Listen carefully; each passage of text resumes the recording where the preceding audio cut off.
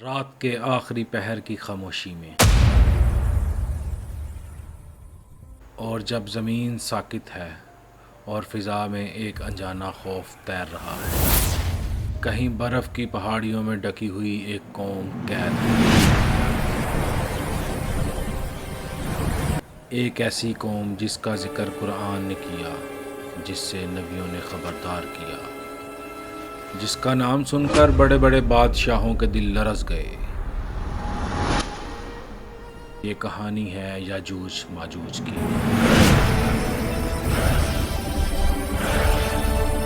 یہ قصہ شروع ہوتا ہے ایک ایسے بادشاہ سے جسے اللہ نے غیر معمولی طاقت، علم اور عدل عطا کیا۔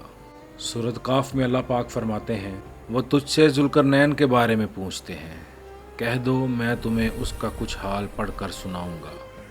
ہم نے اسے زمین میں اقتدار دیا اور ہر چیز کا ایک ذریعہ عطا کیا۔ ذوالقرنین کوئی عام بادشاہ نہیں تھا، وہ مشرق اور مغرب کا مسافر تھا۔ جہاں بھی گیا انصاف پھیلایا۔ قرآن کہتا ہے کہ وہ مغرب گیا، پھر مشرق گیا اور آخر میں شمال کی سمت بڑھا، جہاں اسے ایک ایسی قوم ملی جو ایک عجیب و خطرناک دشمن سے خوف زدہ تھی۔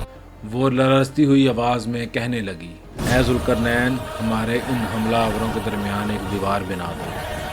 یہ لوگ ہماری زمین لوٹ لیتے ہیں، ہمارے کھیت اجاڑ دیتے ہیں اور ہمارے بچوں کو غلام بنا لیتے ہیں۔ یہ حملہ آور کون تھے؟ یہ وہی قوم تھی جسے لوگ آج یاجوج اور ماجوج کے نام سے جانتے ہیں۔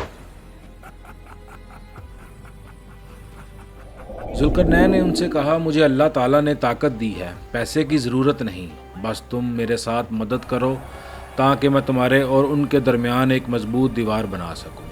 قرآن پاک سورۃ الکہف میں فرمایا، مجھے لوہے کے ٹکڑے لا دو، یہاں تک کہ جب دونوں پہاڑوں کے درمیان برابر کر دیا، کہا اب میرے پاس پگھلا ہوا تانبا لاؤ تاکہ میں اس پر انڈیل دوں۔ یوں لوہے اور تانبے سے پگھلی ہوئی ایک عظیم دیوار تیار ہوئی، جو اتنی مضبوط تھی کہ صدیوں تک وہ قائم رہی۔ سورۃ الکہف میں کہ یہ میرے رب کی رحمت ہے، لیکن جب میرے رب کا وعدہ آ جائے گا تو وہ اسے زمین کے برابر کر دے گا، اور میرے رب کا وعدہ سچا ہے۔ نبی پاک صلی اللہ علیہ وآلہ وسلم کی صحیح مسلم میں ایک حدیث ہے جس میں نبی پاک فرماتے ہیں کہ اللہ تعالیٰ نے فرمایا، میں نے ایک ایسی قوم تیار کی ہے جس سے کوئی نہیں لڑ سکے گا۔ اور دوسری روایات میں بھی آیا کہ اللہ پاک نے یاجوج ماجوج کی جو قوم بنائی ہے یہ آدم علیہ السلام کی اولاد میں سے ہیں۔ ایک یاجوج ماجوج کے مقابلے میں ہزاروں انسان ہوں گے۔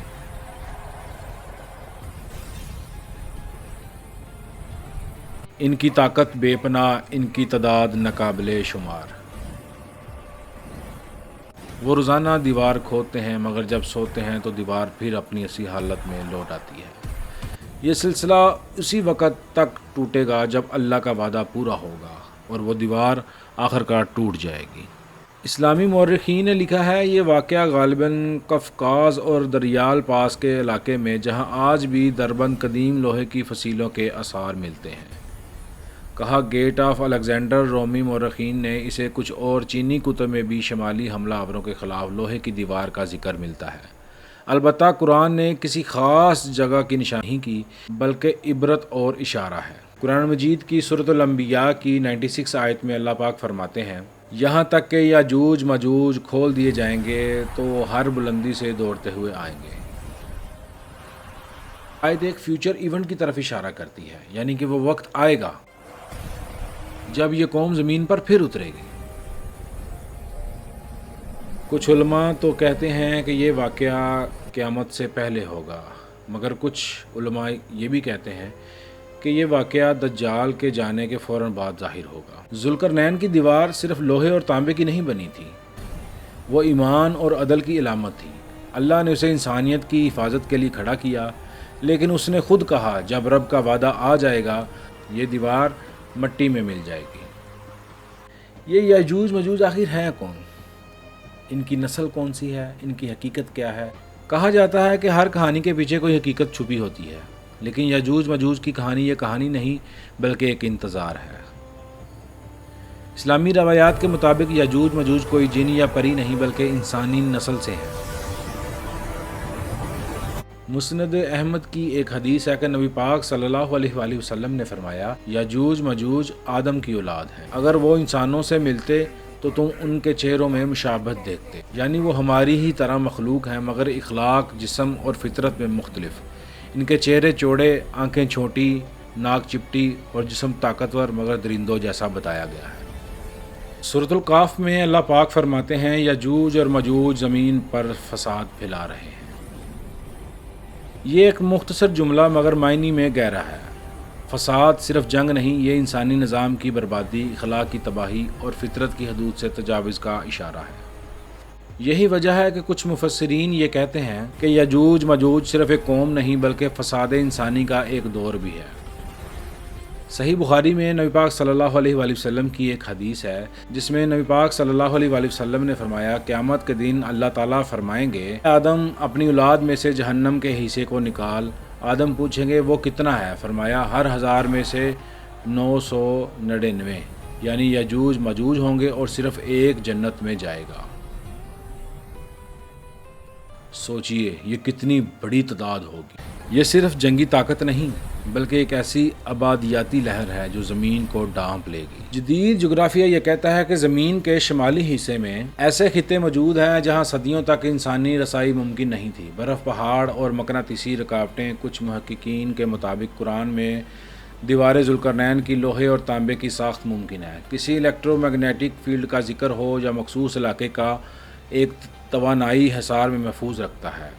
اگر ایسا ہو تو یجوج مجوج صرف قید نہیں بلکہ آئسولیٹڈ زون میں ہے جہاں تک انسانی ٹیکنالوجی ابھی نہیں پہنچی۔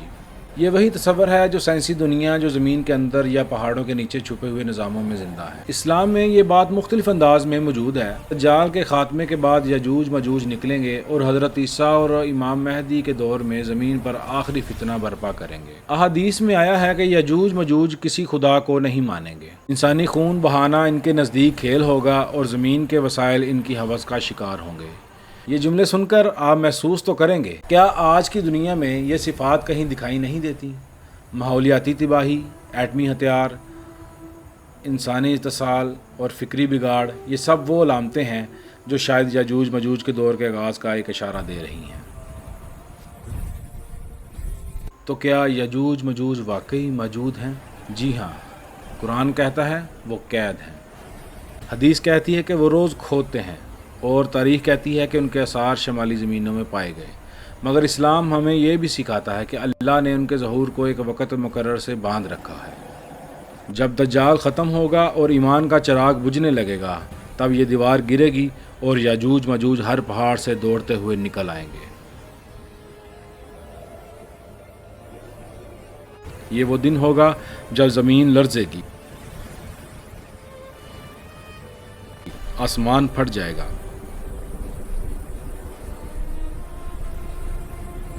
اور انسان سمجھے گا کہ جس فتنہ سے ہزاروں سال پہلے خبردار کیا گیا تھا وہ اب دروازے پر کھڑا ہے۔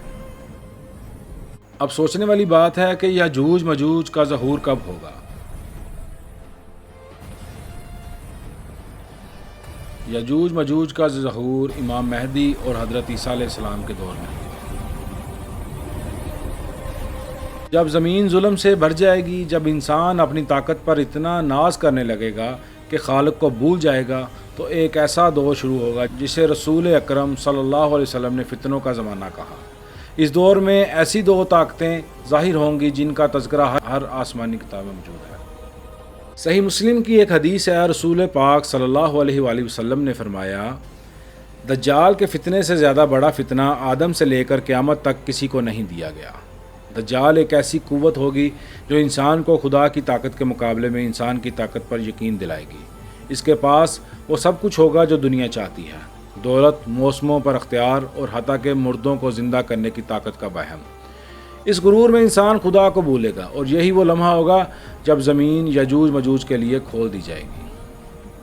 اسلامی روایات کے مطابق دجال کے زمانے میں ایک ایسا مرد ظاہر ہوگا جسے امام مہدی کہیں گے، جو عدل و انصاف کے نظام کو واپس لانے کے لیے اٹھیں گے۔ لیکن دجال کی طاقت زمین کے ہر کونے تک پھیل چکی ہوگی۔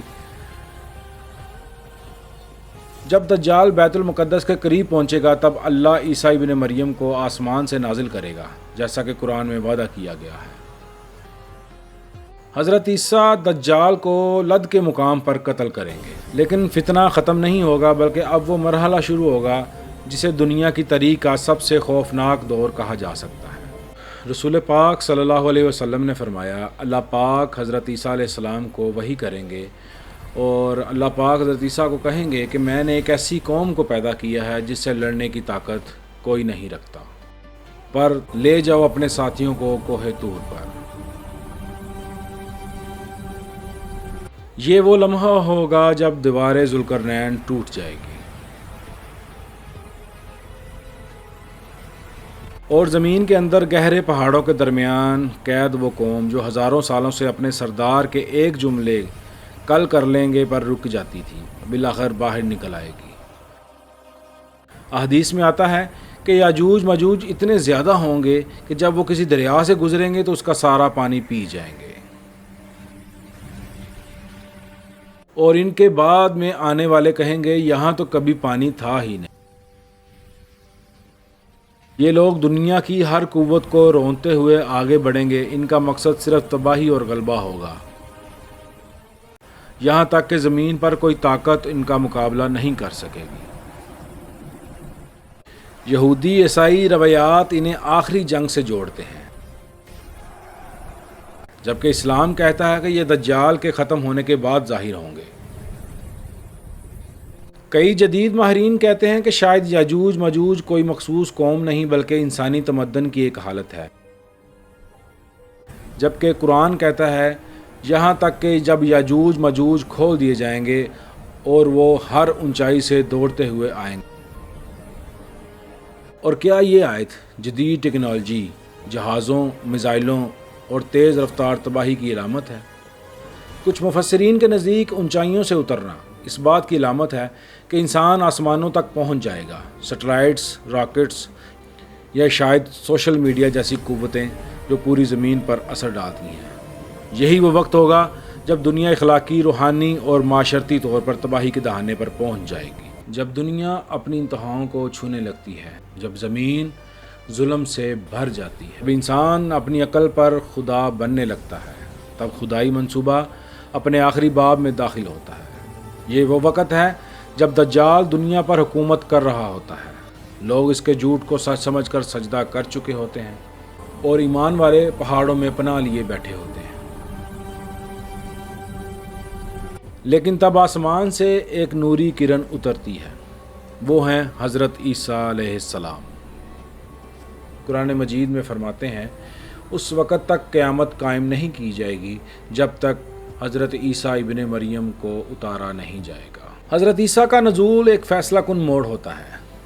وہ دمشق کے مشرق میں ایک سفید مینار پر اترتے ہیں، دو فرشتے ان کے پہلو میں ہوتے ہیں، ان کے چہرے سے شبنم کے قطرے ٹپک رہے ہوتے ہیں۔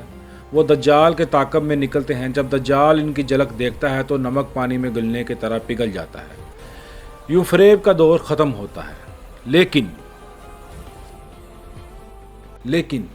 یہ تو بس ایک پہلا طوفان تھا۔ اب ایک اور آفت، ایک خوفناک ہجوم زمین کی گہرائیوں سے پھٹتا ہے، جسے یاجوج ماجوج کہتے ہیں۔ وہ تیزی سے زمین کے ہر حصے میں پھیل جائیں گے، ان کی تعداد اتنی زیادہ ہوگی کہ دریا پی جائیں گے، ان کی طاقت اتنی ہوگی کہ کوئی قوم ان کے سامنے ٹک نہ سکے گی۔ وہ پہاڑوں پر چڑھ کر تیر آسمان کی طرف چھوڑیں گے، اور جب وہ زمین پر واپس آئیں گے تو ان پر خون لگا ہوگا۔ وہ سمجھیں گے کہ انہوں نے آسمان کو بھی فتح کر لیا۔ یہ انسانیت کے غرور اور بغاوت کی انتہا ہوگی۔ لیکن اللہ کے ولی عیسیٰ اور ان کے پیروکار پہاڑوں کی چوٹیوں پر پناہ لیے ہوں گے۔ کھانے پینے کی کمی ہوگی مگر ایمان زندہ رہے گا۔ حضرت عیسیٰ علیہ السلام دعا کریں گے، ایسی دعا جو زمین اور آسمان کو ہلا کر رکھے۔ حضرت عیسیٰ علیہ السلام کی دعا قبول ہو جاتی ہے۔ اللہ پاک ایک ایسا کیڑا پیدا کرتا ہے جو یاجوج اور ماجوج کی گردنوں پر لگ جاتا ہے، اور وہ ایک ہی رات میں سب مر جائیں گے۔ زمین پر صرف ان کی لاشیں بچ جاتی ہیں۔ ایسی کہ زمین ان کے تعفن سے بھر جاتی ہے۔ پھر اللہ پرندے بھیجتا ہے جن کی گردنیں اونٹوں کی طرح لمبی ہوں گی، لاشوں کو اٹھا کر زمین سے باہر پھینک دیتے ہیں۔ پھر بارش نازل ہوتی ہے جو زمین کو دھو دیتی ہے اور دنیا پھر سے نئی ہو جاتی ہے۔ یہ منظر صرف تباہی نہیں ہے بلکہ اس کے بعد ایک نئے دور کا آغاز ہوتا ہے۔ امام مہدی اور حضرت عیسیٰ علیہ السلام کے دور میں امن پھیل جاتا ہے۔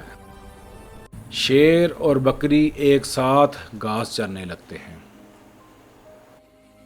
بچے سانپ کے بل کے قریب کھیلتے ہیں، زمین اپنی برکتیں لٹا دیتی ہے۔ اللہ پاک سورۃ یاسین میں فرماتے ہیں، سلام ہی سلام ہے رب رحیم کی طرف سے۔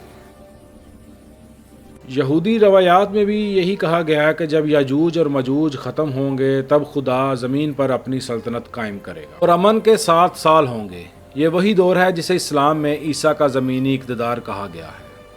مگر یہ امن بھی ہمیشہ نہیں رہتا، وقت گزرتا ہے، لوگ پھر سے غافل ہو جاتے ہیں۔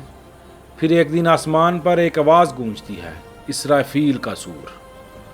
پہاڑ روئی کی طرح اڑ جاتے ہیں، سمندر ابل پڑتے ہیں، ستارے بکھر جاتے ہیں۔ یہ وہ لمحہ ہے جس کے بارے میں اللہ تعالیٰ نے فرمایا، اور سور پھونکا جائے گا، پس آسمانوں اور زمین میں سب مر جائیں گے سوائے ان کے جنہیں اللہ چاہے گا۔ یہی وہ لمحہ ہے جب دنیا کی کہانی ختم اور آخرت کا آغاز ہوتا ہے۔ یاجوج ماجوج، دجال اور دنیا کی تمام فتنہ پرور طاقتیں سب مٹ جاتی ہیں، باقی رہ جاتی ہے صرف سچائی۔ یہ صرف تاریخ نہیں، یہ وارننگ بھی ہے۔ ہم سب کے اندر ایک یاجوج ماجوج چھپا ہے، اسے قید رکھنا ہی یہی ایمان ہے۔